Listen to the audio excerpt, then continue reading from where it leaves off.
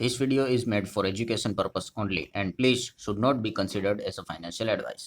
सो दोस्तों अभी हम लोग आज के बिल्कुल नॉर्मल स्क्रीन के ऊपर सबसे पहले तो शुरुआत करेंगे निफ्टी 50 के साथ। हमेशा की तरह अगर हम शुक्रवार की बात करें तो वही पैटर्न हम लोगों को कंटिन्यू होते हुए देखने को मिला है। मतलब जो सेकेंड हाफ रहता है वहाँ पे यूजुअली एक्सपेक्टेशन रहता है कि बाजार में दबाव आ सकता है, बिकॉज अब इसके बाद जो बाजार खुलेगा वो डायरेक्टली सोमवार को खुलेगा एंड वही चीज़ें फिलहाल तो हमें देखने को मिल चुकी है। एंड अगर हम यहाँ पे देखें तो टॉप से लगभग 100 पॉइंट तो हम लोगों को बाजार वापस नीचे आते हुए देखने को मिल चुका है। सो रीज़न तो हम सभी लोगों को पता है। हर वीकेंड पे अगर आप थोड़ा सा पास्ट ट्रैक रिकॉर्ड निकाल कर देखेंगे तो कोई ना कोई तो आपको खराब खबर देखने को मिलेगी। आइदर इजराइल अटैक कर देता है या फिर अमेरिका अटैक कर देता है या फिर ईरान अटैक कर देता है। एंड इस चीज़ के चलते वीकेंड पे मतलब कुछ तो ऐसा मतलब बोलते हैं ना, पैनिक मोड वाला सिचुएशन क्रिएट हो जाता है। सो ये चीज़ें कोई नई बात नहीं है एंड इसी चीज़ के चलते हमेशा हम देखते हैं कि शुक्रवार या फिर जो भी ट्रेडिंग के आखिरी सेशंस रहेंगे उसके सेकेंड हाफ में हमें गिरावट देखने को मिल जाती है। वैसे अगर देखा गया तो इस वक्त अगर कुछ एक्चुअल में अगर अटैक वटैक हुआ ईरान के ऊपर तो मतलब बोलते हैं ना, सिचुएशन आज से बाहर निकल सकती है।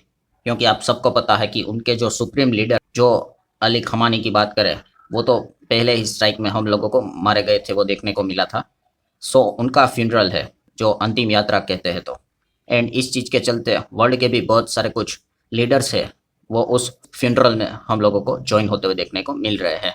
सो इसीलिए तेहरान ने पहले से ही अमेरिका को वार्निंग दे के रखी है कि काफ़ी बड़ा फ्यूनरल रहेगा, जहाँ पे कुछ उल्टा फुल्टा मत करना। अगर यहाँ पे कुछ उन्होंने किया तो मतलब आप अंदाजा लगा लो, मतलब बहुत कुछ यहाँ पे चीज़ें हो सकती है और सिचुएशन आज से बाहर निकल सकती है। देन दोस्तों बात करें तो एवेन्यू सुपरमार्ट, जिसको हम सब डीमार्ट कहते हैं।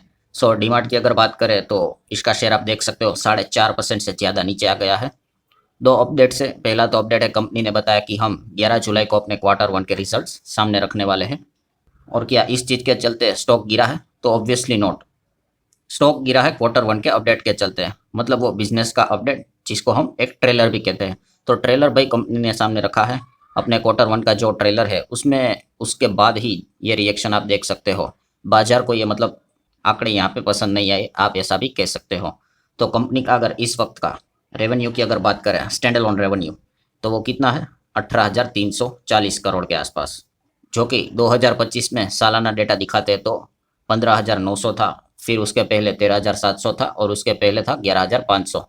सो हर ईयर ऑन ईयर बेसिस पे रेवेन्यू हम लोगों को बढ़ते हुए देखने को मिला। इस वक्त भी आप रफली चेक करेंगे तो 15% की तो जंप हमें फिलहाल नज़र आ रही है।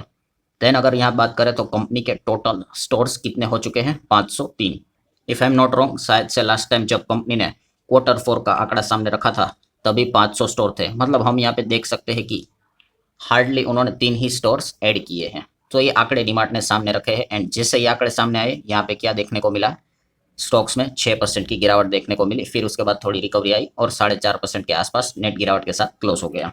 सो ऐसा क्यों हुआ है? क्योंकि जो अनुमान था उसको वो मीट नहीं कर पाए, बाजार का एक्सपेक्टेशन और ज़्यादा था। एंड इसी चीज़ के चलते गोल्डमैन सैक्स की बात करें, फिर मैक्वेरी की बात करें तो उन्होंने पहले भी बेरिश का ही कॉल दिया था और वो अभी भी बेरिश ही है।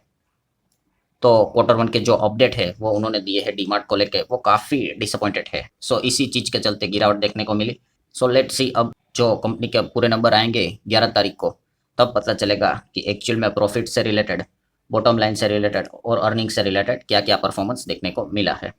आगे बढ़ेंगे दोस्तों तो फाइनेंस सेगमेंट का किंग है बजाज फाइनेंस, जो एनबीएफसी है उसकी बात करें तो इन्होंने अपने Q1 के आंकड़े सामने रखे एंड उसके बाद हमने देखा रिसेंटली 2% के आसपास तेजी देखने को मिली थी।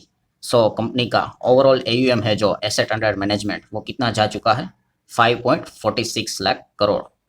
सो थोड़ा सा ऊपर ऊपर हम अपडेट्स को देखेंगे तो एयूएम ग्रोथ की बात करें तो ईयरली 24% की ईयर ऑन ईयर जंप यहाँ पे आ रही है। उसी के साथ साथ क्वार्टरली एयूएम एडिशन की बात करें तो ऑलमोस्ट 36,900 करोड़ का यहाँ पे हम कह सकते हैं कि क्वार्टरली एयूएम यहाँ पे ऐड होते हुए देखने को मिला।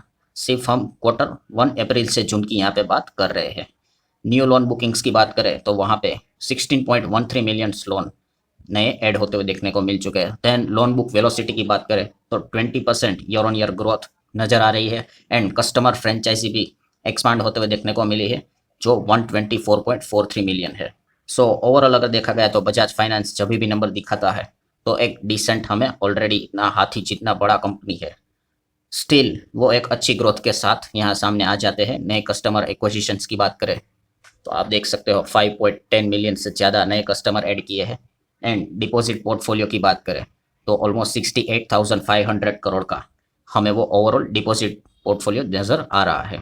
सो ठीक है, बजाज फाइनेंस ने नंबर सामने रखे हैं, बाजार ने 2% की तेजी दिखाई, फिर ऊपर से थोड़ा प्रॉफिट बुकिंग हुआ, नेट 1.25% की तेजी देखने को मिली। एटलीस्ट हम कह सकते हैं कि नेगेटिव लाल रंग में तो चीज़ें देखने को नहीं मिली थी। दैन बजाज फाइनेंस की जो सब्सिडरी है, जिसका हाल ही में मतलब थोड़े टाइम पहले आईपीओ आया था, बजाज हाउसिंग फाइनेंस, जिनको यह आईपीओ लगा था उनको ज़बरदस्त लिस्टिंग गेन मिल चुके हैं।